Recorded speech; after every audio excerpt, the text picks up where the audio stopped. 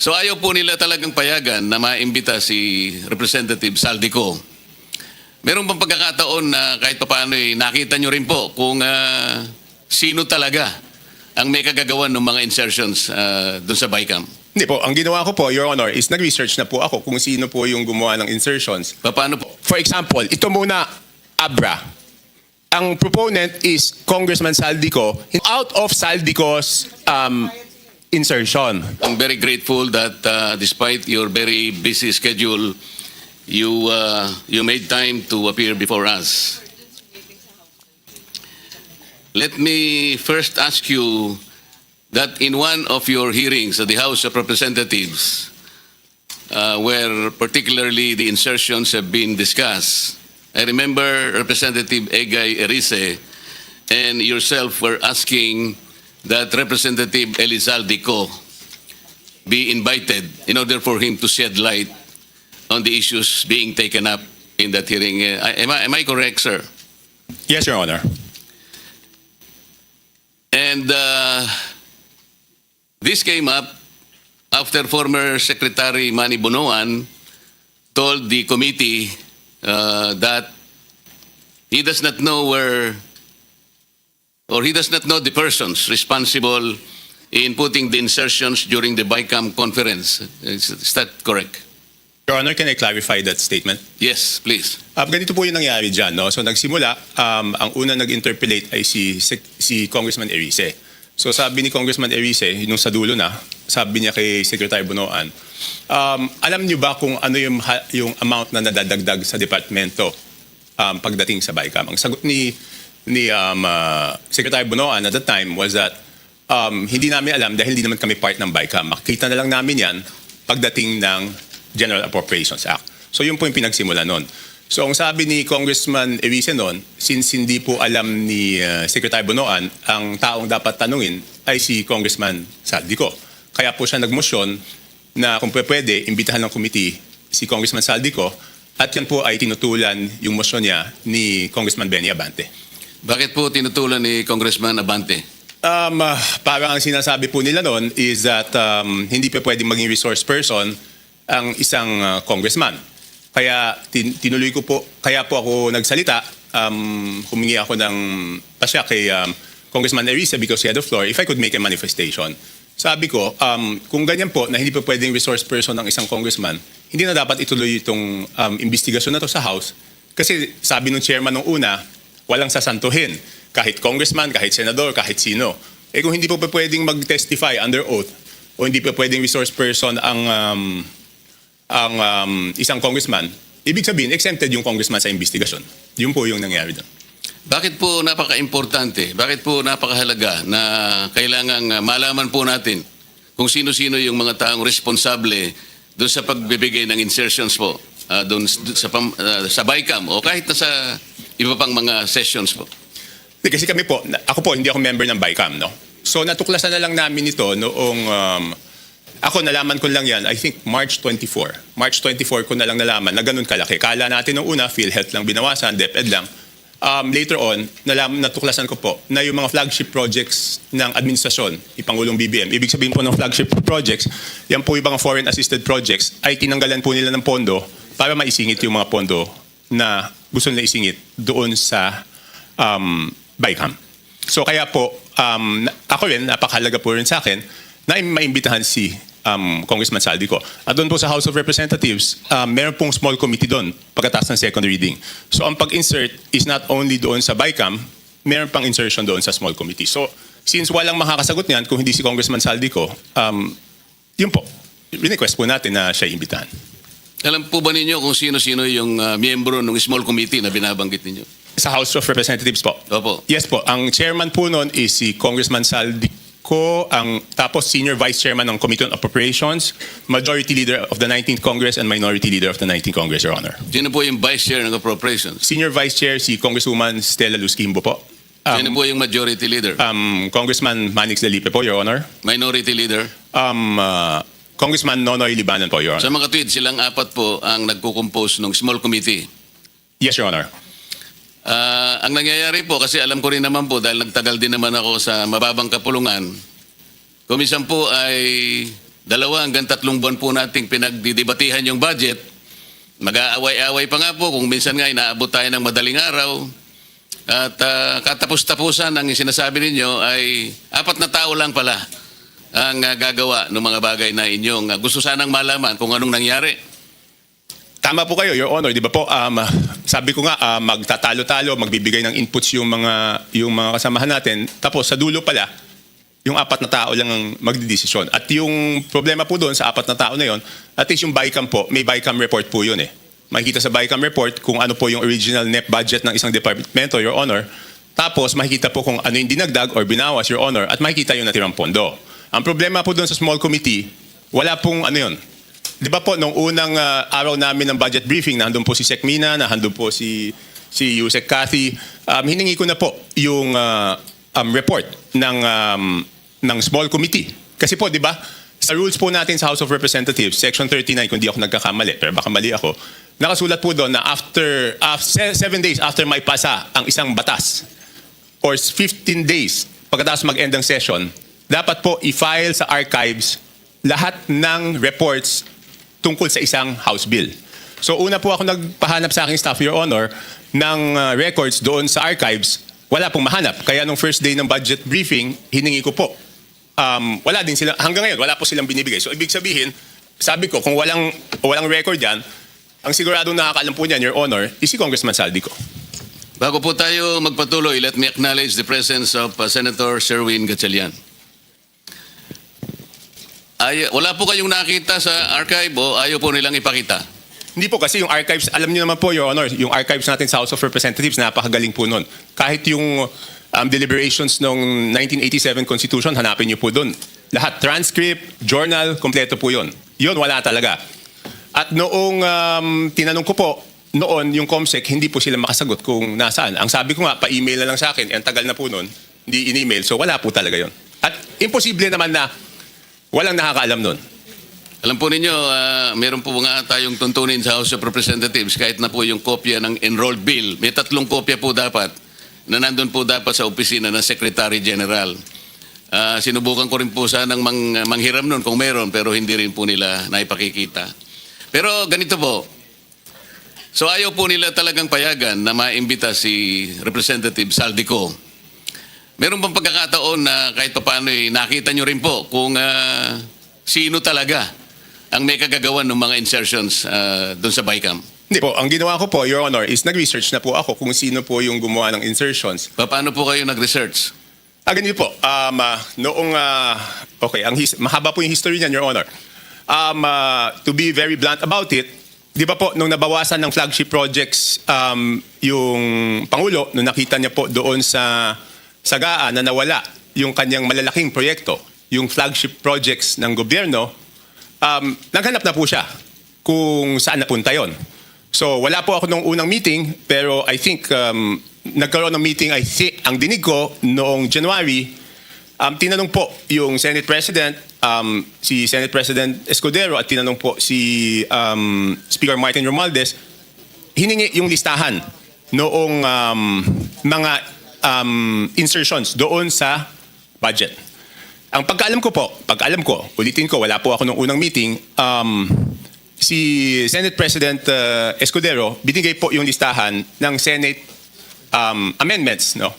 Doon 3 days after the meeting. Nung tinawag po ako sa pagpupulong noong March 24, nalaman ko po na wala pang binibigay yung House of Representatives at that time, in March 24. Kaya po ako nasama sa meeting na yon is para hingin na sa House of Representatives yung listahan noong mga insertions ng House of Representatives naman. So kaya lang po ako napasok dun sa usapan na yon noong March 24. March 24, 2025 was the first meeting. So dahil nga po sa paghahangad ninyo na malaman kung ano-ano yung mga insertions, kanino napunta at sino yung may kagagawan, paano po nyo eventually nalaman kung talagang nalaman ninyo? Hindi, ganito po, Your Honor. So March 24, paglabas ko doon, kasi nagmamadali na si Secretary Bunoan eh. Kasi ang worry niya po noon, March 29 mag-election ban po, di ba? So hindi ma-award, hindi mapapagawa yung projects. At pag hindi po napagawa yung projects, apektado po yung buong ekonomiya natin, di ba po? So paglabas ko, tinawagan ko po si Congressman J.J. Suarez. Kasi sabi sa akin doon sa meeting na yon na since wala na si Saldico, ang kumakausap na lang sa mga department secretaries ay si Congressman J.J. Suarez. So ang ginawa ko po, Your Honor, tinawagan ko siya, hiningi ko po yung listahan ng insertions. Pero nagtagal po bago po nila naibigay sa akin.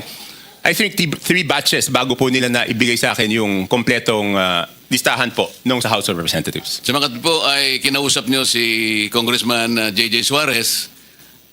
Nagbigay naman po ba siya ng impormasyon na inyong hinihingi? Tinawagan ko po. Nung una, nagpabigay siya ng hard copy. Sabi ko, paano ko naman hahanapin to?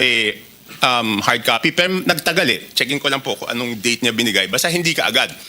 Tapos, ang nangyari po noon, binigay rin in 3 tranches. Una, nagbigay ng isang batch. Pangalawa, nagbigay ng isang batch. Tapos yung isang batch na tagalan. So sabi ko, hindi ko po mache-check kung at hindi ko masasubmit sa executive branch kung hindi kompleto. So later on, napilitan namin silang ibigay yung kompletong listahan, Your Honor. Ano po ang nakita ninyo nung ibigay nila ang kompletong listahan sa inyo? Hindi, ginawa ko lang, Your Honor, is pinagkumpara ko po yung di ba po, admittedly, lahat naman po kaming congressman, pag nakita yung NEP, ang natural na tendency naman hihingi ng extra para sa aming distrito. Okay? So susulat po kami. At least ako, sumusulat ako. So siyempre, nung binigay sa akin yung listahan, ang unang naisip ko noon, ang una ko pong naisip is, kung ikaw, congressman, hihingi ka para doon sa distrito mo. Hindi ka naman hihingi para sa ibang distrito. So minatch-match ko po yung data. Ang haba doon, hindi ko alam kung gaano karami. Ang una kong ginawa, kasi wala naman nakasulat na congressman doon. Ang nakasulat yung district. So para malaman ko yung congressman, hihingi ko po kay Yusek Katib. Pinadala ko sa kanya yung file and she can confirm this. She is here. Sabi ko, Yusek, pakiisa-isa mo nga. Lagyan mo kung sino yung congressman kasi gusto ko i-compare yung proponent tsaka yung congressional district. Kung congressional district, hindi ko naman kabisado kung sino yung congressman doon eh. So ang sabi ko sa kanya, pakilagay mo yung pangalan ng congressman. So binalik niya po sa akin. Pagkatapos noon, sabi ko po kay Congressman Suarez, ikaw naman, ilagay mo yung pangalan ng proponent. Sabi niya, bakit kailangan yung proponent? Kailangan syempre malaman kung sino yung nag-request. So later on, matagal, hanggang nung sinabi ko, walang gagalaw dito, hindi ko ma-represent ito. Kasi pinapaayos sa akin eh. Syempre gusto ko, pag pinisenta ko po, dahil ako magpipresenta nun, kailangan kompleto yung data. So sabi ko, hindi ko masisimulan yung presentation kung hindi nyo ibibigay kung sino yung proponent.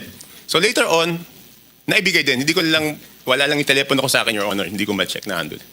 Sumakatwit, naibigay naman sa iyo ni Yusek Cathy Cabral kung ano-anong mga distrito yon. Yes po, Your Honor. At naibigay naman sa iyo ni Congressman J.J. Suarez kung sino yung proponents doon sa mga distrito. Yes, pero nagtagal po. Nagtagal. Kaya ngayon po, pwede ba niyong sabihin sa amin kung ano ang napansin ninyo kung ang pag-uusapan ay yung mga distrito at yung mga proponents na nagbigay o naglagay doon sa mga distrito na yon. Ano yung unusual na napansin ninyo kung meron man? Your Honor, ang una ko pong ginawa, siyempre ako po'y magpepresenta. Ayoko naman na ako magpepresenta tapos mali pala yung data na pipresenta ko. So ang una ko pong chinek, Your Honor, is yung kasi di ba sa BICAM, may nadagdag naman talaga po doon sa nabotas. Okay? Yun nga, ini-issue sa akin, insertion yun. Hindi ako makakapag-insert, Your Honor. Kasi ako po ay hindi membro ng BICAM. So pwede lang po ako mag-request kung ano man yung pumasok doon sa BICAM, yun amyenda na pinayagan ng BICAM. Okay? So, para hindi ako mapahiya, ang una kong chinek is kung tama yung pumasok sa inyong distrito? Hindi, yung sa akin muna. Yun nga po, sa distrito niyo. Kasi alam ko po kung magkano yung nadagdag sa akin sa BICAM. Tumama naman po. Tumama, kasi ang request ko noon is 1.1 o 1.2. Ang pumasok po galing sa House of Representatives na request is 529 at meron po galing sa Senate na 121 po yata. Pero yung sa Senate is all classrooms po yun. So nung tumama na, sabi ko, since tama yung sa akin na nadagdag doon sa aking NEP, kumpiyansa ako na tama yung records. So ginawa ko po, pinisend ko na po. Ano po yung nakita nyo sa ibang distrito na hindi masyadong, na very unusual? Halimbawa sa dalawang probinsya ng Mindoro. Mindoro Oriental at saka Mindoro Occidental. Because I'm going to take advantage of the presence of the good governor of Mindoro Oriental. Kaya ko lang po tinatanong. with no offense meant, Your Honor, kay Gov. Dolor and to my fellow congressmen, ng district congressmen, ang una ko pong napansin doon is lumobo yung dalawang Mindoro, isang Oriental, isang Occidental. Ang NEP po nila is something between 1.5, sabihin na natin para safe ako, hindi lumampas ng 2.5 yung, but I have the figures, Your Honor, kaya lang para lang mabilis po tayo, Your Honor. Hindi lumampas ng 2.5 yung NEP nila, pero ang GAA po nila is, magkano ba? 20 billion. So, nagulat ako, sabi ko, in fairness doon sa mga district congressmen, Your Honor, hindi po nila kaya gawin yun. Hindi kayang gawin ng regular congressman na magdagdag. Hindi naman po sila miyembro ng Committee on Appropriations. Parehong first term congressman po yun. So hindi nila kakayanin magdagdag ng ganun kalaki. Kasi ang hirap po, di ba? In my case, nag-request ako 1.2 billion, ang nabigay lang 569. So paano namang itong congressman na to, makakapagdagdag siya ng ganun kalaki? So, chinek ko na po, sino yung naglagay ng mga pondo doon. Sige po. Tapos po, nagulat din ako kasi, siyempre makikita ko doon sa proponent, tsaka doon sa district congressman. Nagulat po ako na, for example, alam ko po kayo dating party list, Your Honor. Pero may dalawang party list po doon, nasa BICAM lang, hindi ko alam yung sa small committee, ay nadagdagan sila ng 2 billion. Anong party list po? Ako Bicol at BHW po. Ang alam ko po, Your Honor, ang party list congressman, ang allocation po yata, kung di ako nagkakamali, but I'm sure you know better, is 100 to 150 million lang. Tama po yun. Kapag kayo po ay party list representative, tuwang-tuwa na po kayo pagka nakakuha kayo ng 170 million. So sinasabi po ninyo, isang dalawang party list yan, 2 billion po yung nakuha. Sa BICAM po. Sa BICAM. So hindi ko na po na-check, Your Honor, yung kasi one-man team to, ako mismo ano nito eh. So, Balikan po natin yung sinabi nyo without any offense meant dun sa representative po dyan sa Mindoro Oriental at saka Mindoro Occidental. Kayo na po ang nagsabi na parang wala naman sila sa kalagayan na manghingi ng ganong kalaki sapagkat hindi naman sila kasing sikat ng isang Toby Chanko. Hindi po. Kung kayo nga po nanghingi ng ganito, kalahati lang ang naibigay. Sabi po nyo kanina, hindi sila lalampas ng at least 2.5B. Pero ano pong nakita ninyo? Naging 20 sa mga tweed. Magkano po yung nadagdag? Sangayon po doon sa inyong nakita. 17, ganyan. Di ba? Sabihin mo 2.5 to 20, di 17.5. Tapos ang isang nakita ko po doon, under proponent, nagulat po ako na yung proponent ng mga dagdag sa distrito na to, under BICAM, is si Congressman Saldico, na 13 billion. Sir, Your Honor, pwede bang i-ano ko lang yung USB na ayaw na ipakita doon para mas madali kong mapaliwanag? Yun nga po yung gusto namin kung papayag Kasi kayo. mahirap puro kwento eh. Ito, may numero po to. Bigyan natin ng kopya po yung Blue Ribbon Committee. Ito May I direct staff of the Blue Ribbon Committee to please secure the copy from Congressman Tiangco para makita po natin yung binabanggit niya. Ipakita po natin sa screen. Let me acknowledge also the presence of Senator Rapi Tulfo.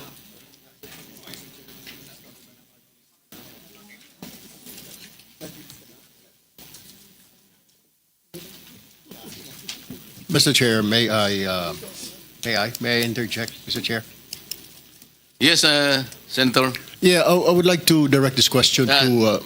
Sandali. Let me acknowledge also the presence of Senator Bato. Continue, sir. I would like to direct this question to Congressman Toby Chanco. Sir, sabi niyo parang 17.5 ang nilobo nung budget. Tama po ba yun? Kunin ko lang po yung eksaktong records para sigurado. Kasi parang sinasabi niyo, 2 something lang ang request nung district na yon, and you don't believe na hindi nila kaya yung kasi mga ordinary at mga bagitong congressman. Tama po ba yon? Hindi naman po ordinary, sir. Regular. Yeah. Regular. What I mean to say, sa district ho na yon. Tama po ba? Yes, Your Honor. Ang tanong ko po ngayon, sir, May naririnig po tayo, ito po common lingo ito, yung sinasabing parking fee. Hindi ho kaya nagkaroon ng yung pondo na yon ay pinarada lang dito ng isang congressman na hindi naman taga roon? Ito ang tawag ay parking. Have you heard that, Mr. Chair? Yes, sir. Yes, Your Honor. Nadinig ko na po yun. Pero dalawang term po yan, di ba? Kung matatandaan nyo sa Kongreso, isa yung parking, isa yung sagasa. Could you tell us the difference? Di ba yung between parking, Your and Honor? sagasa? Yung parking rep, Chanco, medyo kabisado ko, pero yung sagasa, hindi ko pa, pwede bang ipaliwanag mo yung sagasa? Hindi. Yung parking po, Your Honor, is nakiusap ka dun sa district congressman. Yes. Pumayag yung district congressman. Yung sagasa po, Your Honor, is wala kang magagawa sa ayaw mo at sa gusto. Mas matindi pala yun? Oh, Your Honor,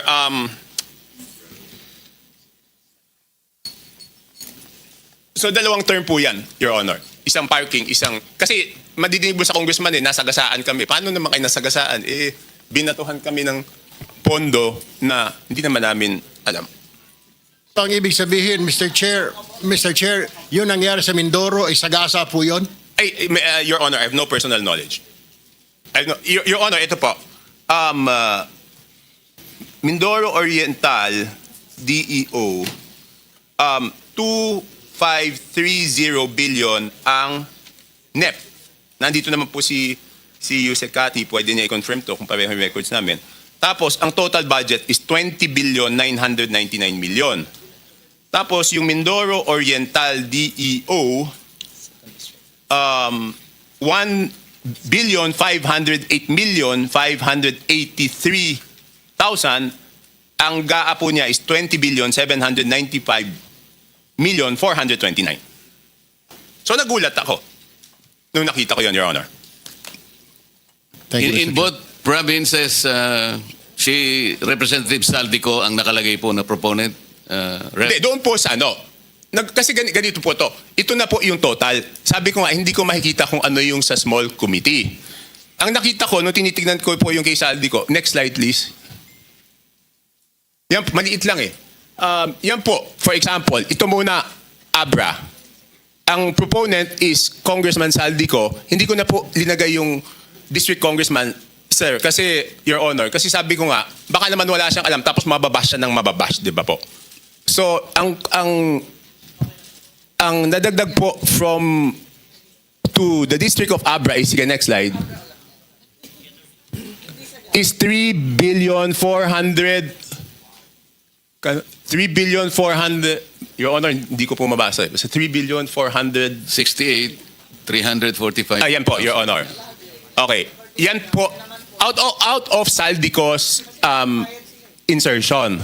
Okay, next slide. Yan na po yung Mindoro. Yung next is Mindoro. Tignan ko lang po dito sa akin. Meron din akong kopya niyan. Your Honor.